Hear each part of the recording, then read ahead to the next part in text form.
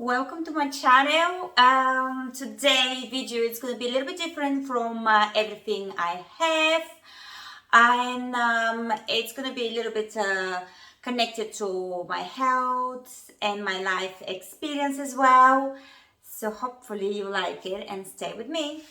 My channel, if you haven't joined before, it's about fashion, beauty and lifestyle tip, and travel as well a little bit. I do sometimes. So today my video is going to be actually all about health and my experience which I had lately unexpectedly with fibroids. I'm gonna start with a brief explanation of what happened and how I discovered that. So a couple of months ago, I started having problems with excessive bleeding during the periods, pain as well, swelling, like my stomach was swollen all the time, and I have gas and feeling uncomfortable. I can't breathe properly. I mean, there was just too many symptoms which was bothering me, and not only bothering me, but I could not live like everyday life normally. I wake up early in the morning, I'll be fine, energetic, and boom, 2 hours later I'll be with no energy, I'll be bloated, I wouldn't be able to fit in my size, I'll have to go 2 sizes up to actually wear anything around the waist area. And then feel okay, fine, about 3 to 4 hours and off again. So it was a constant ongoing thing, and I would never know how that I'm gonna feel like it. Sometimes I had no energy whatsoever.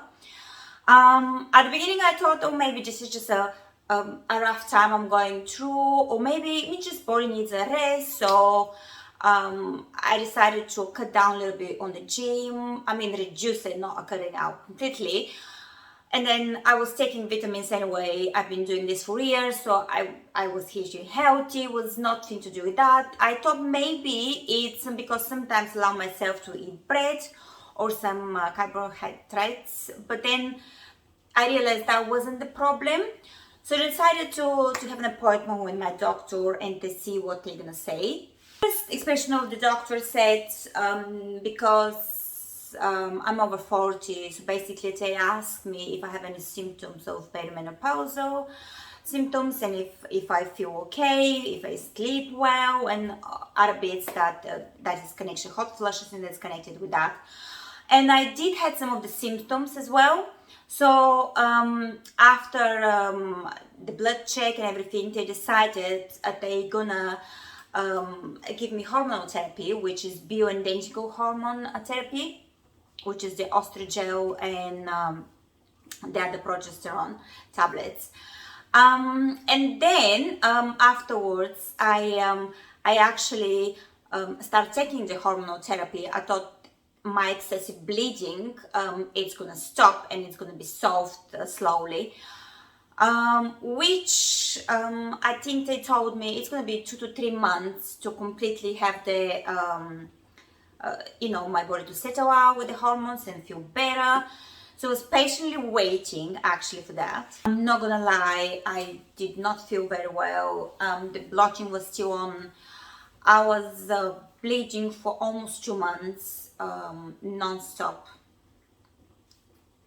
and I feel really, really weak. And they could not do anything. They could not give me anything at all. So unfortunately, it wasn't going well for me. And I think I just reached the 3rd month of starting the hormonal therapy when I decided that maybe I have to go and check my copper coil, just because I'm reaching 9.5 years since I have it. So I decided I was just gonna go check, maybe this could be a problem or whatever. So went to check the copper coil, and they told me that they cannot actually change it with a new one, because obviously I've been bleeding for too long. The problem could be something else. So they sent me for ultrasound to check if there's anything else before actually doing this for me. So I had my ultrasound, and they found out I actually have fibroids, which was only one, at least that's what they saw, and the coil was actually stuck, poked into it.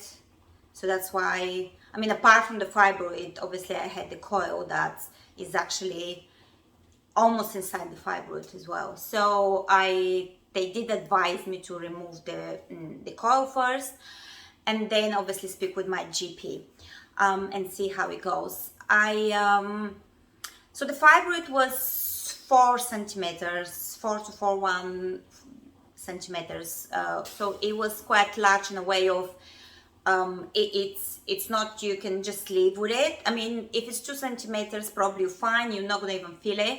But my stomach was bloated all the time. It doesn't matter if I had food or I didn't or whatever, it's happening. So unfortunately, I decided to, obviously move on and see what are my options of removing it. The doctor said that I have actually 2 options: either to have the open operation for myectomy, or to remove it, actually just the fibroid, or to have the laparoscopic one, which is another way of reducing the recovery period, and it's kind of like a robotic obviously operation. And I started doing my little research to see which one is better, and obviously the laparoscopic one, it's much better decision.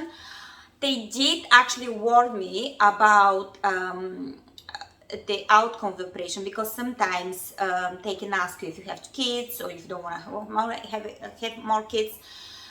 They can do actually the full removal of the cervix and the ovary and everything, basically. I actually had a second ultrasound just to see, because obviously someone else saw me already, a different specialist. So they wanted to see what is the state of the fibroid, as the previous ultrasound was done like a month before. So they found out the fibroid was 4.6, and they weren't sure if that was what was the previous actually doctor measured, or by mistake, or it just grows faster. But in any case, really, because they haven't done the previous ultrasound, they could not confirm. But to me, to be honest, the way I feel in general, it seems like it grows really fast. And since I stopped the hormonal therapy straight after, I decided probably that helped. In the meantime, I was still bleeding like heavily. My period, well, I removed the coil, which was a big relief as the bloating slowed down a little bit. And then basically I start waiting for my operation, which I decided to have laparoscopic myectomy. Sorry for the pronunciation, I hope it's right. The other operation is hysterectomy, which you remove the whole womb and everything, is the ovaries and everything, or you can just remove the middle part of your reproductive systems and leave the ovary to produce hormones as well, which is another option. I did not want to go with this one. Again, if that comes back, I may consider it, or during the operation, if they found out that there's more fibroids or they can't do anything else, they'll proceed with hysterectomy as well. Now, I want to show you my little pictures of actually my fibroids. I'm going to show you. Let me see which one this is the better one. So it's quite large one, as you can see here. There's so many pictures. I've just been giving them out. But yes, since then I actually reduced my eating of meat. I'm not vegetarian. I love meat, but I reduced the red meat, the cheese, yogurt, things like that. I haven't stopped them completely, but I reduced them drastically because I wanted to reduce the estrogen level in my body. So that actually, hopefully, the fibroids slow down the growth, so I can have the operation. I was still going to the gym, I was doing everything, and my period was again heavy 10 or 2 days or 2 weeks before the operation. I still haven't got the operation right now yet, so I just wanted to show you some pictures, how excessive I can look like. If you can just check here, I'll turn a little bit, move around here, and that's what it looks like. I'm gonna have the operation in about a week time, and I'll actually merge the videos in once. Okay, in the hospital now, and I'm just about to have an operation, guys, and I'll keep you updated. Hope it's okay. Hi all, it's an hour after the operation. I feel really cramping. The dizziness starts going away. The cramping is like a menstrual period, but a really bad one. I feel really, really tired. And that's it really. I just had a little water, and later on I'll have some food. I've been checked my blood pressure and everything else, but yeah, I'm starting feeling better, and got really tired, but okay. Okay, we just had my dinner. I had a herbal tea, chicken soup, and some yogurt. Okay, hi everyone. It's the day after the operation. Yesterday I had the operation lunchtime. Today it's 8:20, and I'm being served breakfast. How cool is that? Yes, I feel okay. I walk a little bit. I had my catheter removed. I've been giving antibiotics and blood clot medicines and stuff like that. Taking lots of blood samples, and I'm fine in general. I just have a little headache and I feel dizzy, but that's gonna go away. I think I need to sleep, maybe that's why. So maybe next update will be at home, maybe tomorrow, when I'm feeling better and asleep. Okay, until then, yeah, see ya. Hi, it's time to update you on my operation. I'm at home now. It's been 2 days since I'm actually at home. I wanted to film it the first one of the 2 days, but I just felt really tired, a little bit dizzy, lots of pain in the area, the abdominal area, and the operation. So I just kind of feel like not myself and don't know. I don't wear any makeup and stuff. I just wanted to do a little film, like a little video, and then I'll do another one in the end of the first week. So hopefully more glamorous. And I just wanted to let you know actually the whole procedure and some information that is probably gonna help you to get ready or to just to feel more calm and confident as well. As you can see from my videos in the hospital, I was actually okay. It was just more kind of this pressure around the operation and the pulling, you know, it's like you have something in your stomach. It's just like everything is so stuck together, but it's not. It's just because obviously where the cuts were, and you filled with gas, and the procedure laparoscopic myomectomy, it just involved that. So you actually have lots of this going on in your body, and you feel like you're pregnant or you look pregnant. It's kind of, yeah. But apart from that, I had a good energy level, so no complaint with that. I felt like I could do everything, but at the same time I feel the pressure, so I couldn't. But my mind was all good, my body was fine. It's just that area down. I pretty much feels perfectly fine straight after. I had lots of blood tests during the stay in the hospital. It was one night stay, which they check my pressures all the time, blood pressure, just make sure that my after the catheter has been removed, I actually can pass urine fine, and all these little bits that they actually have to make sure you're fine before discharge you from the hospital. I wanted to show you, I actually been given, I stay in the HCA Healthcare Hospital in London Bridge in London. I just wanted to thank you to every single staff that helped me, and the catering as well. Oh my God, I love this chicken soup, or whatever the way you make it, it's just amazing. So they gave me some, obviously, I had my prescribed medicine from my doctor, Dr. Narvekar, which includes, I'm going to show in a minute, but they gave me a little booklet as well, with some information about the hospital, what should I expect, you know, just how to look after myself after the procedure.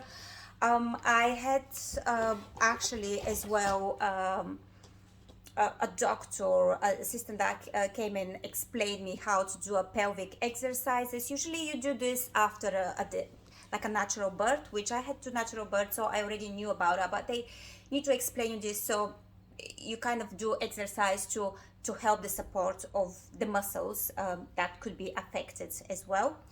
I had actually one of those ones. This is anti like a blood clotting medicine injections, like which you have to take for 1 week, and this is the difficult part. Okay, I mean, if you are diabetics, you're probably going to be easy, but otherwise, oh my God, they're not painful. It's just the whole idea you discharging them to yourself. It's just, yes. So I hide in the bathroom and do it myself just to make sure no one's watching me. I had some other, information leaflets and things like that. I had a little bit strong painkillers because they said in case I need it, but I don't have to use it. I haven't used it yet, to be honest with you. Ibuprofen and paracetamol, they were perfectly fine with me, and I'm just using those, to be honest. So I don't use any other. So I'm using just ibuprofen 400 mils, basically morning, lunch, and dinner, or whatever I'm taking it before bed. And if I feel a little bit more painful at that, it's usually the first 3 days, okay? I'll take paracetamol along with it, or maybe an hour or two later or something like that. So yes, apart from that as well, you have to wear socks, special socks. They're upstairs, so I can't show you now, but it's basically to hold your legs down, to make sure you don't have any trumps or anything that clogs in the blood, blood clot that you can go around, which obviously you have to make sure you avoid. But I was wearing them for the first 24 hours, and I've been told afterwards, if I actually start moving, that I can take them off during the day when I walk, and then put them back in for the evening when I sleep. So I'm keep using them for 1 week. It's the 4th day today, so I've been using them every night at home, when I sleep, and during the day I walk. So yeah, I don't use them. The other thing which I think it's really important to know that it's please do not lift any heavy things, even though you'll be fine, or at least if you feel like me, I've been like, oh yeah, I'm fine, I went to take a shower myself and I'm good.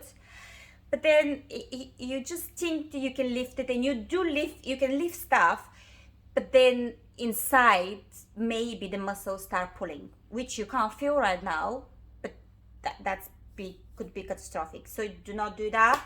I've been trying to stop myself, and at home everyone's like, don't do that. It's actually really nice. My husband, my kids, they cook for me, clean for me. How cool is that? But yeah, please, the first week, so I'm trying my best not to do that. I do little light cooking, so yeah. Another little tip which I can give you for constipation, I knew it's going to be a problem because obviously, the bowel movements, they're going to be a little bit difficult for you in the first couple of days. So it's been 3 days since I didn't have the bowel movements, and I start feeling really, really like a painful, heavy. My stomach was like 4 months pregnant, and it was really hard. So I actually had a tea, senna tea. Then I had some like fibers. I bought them from Boots. And I was drinking lots of water. I had a black coffee, which sometimes helps in the morning, or put maybe a black coffee with a spoon of sugar. Even though you don't use sugar, just use it for that time. And it took me, yeah, it took me 4 days, but I'm feel better now. And hopefully gradually eat lots of fruits, things like that, and maybe set yourself a time. If you didn't have any bowel movements in about 4 days or so, then maybe call the doctor, maybe use something extra, laxatives, maybe mild one, which I haven't went to use one, but I was going to anyway. I had it at home. I just was waiting for those 4 days in my mind to just pass and yes, and basically see. I just wanted to show you the scarf. So that's how they look like. I did a picture because by the time I stand and show you the video, it's gonna be a little bit. But I'm gonna, obviously I had 3 scarves. So one was in my belly button, one was on the side, and one was the cut that I had my fibroid removed. Because I had a fibroid which was around 5 centimeters, so realistically, it's the easiest way is for them to remove it, make sure no infection happens inside, is to remove it the whole, literally part, not just make it, chop it in small pieces. I don't think they do this anymore because they could be more complication inside. If you actually do that, it's possible to basically get other organs, it just damage. So you don't want to do that. My fibroid was further up on the left of my uterus and the back, and it was a really high position, so they couldn't take it out from my vulva. So basically that's why I had to get cut. And sometimes it's easy if it's closer, then they can take it out easily, and you're gonna be almost with no scars at all. But unfortunately that wasn't the case for me. Anyway, my surgeon was so amazing. So the way he did the scarf, this is the picture, so you can see I can wear bikini anytime. I can, you're not gonna see anything. You're not gonna even know that I ever had operation. This is just, I'm so glad. And if they can do that for you, that's gonna be perfect. I'm gonna do another update later on this week. For at the moment, this is it. And hopefully, if you have any questions, please let me know below. And I'm happy to answer them.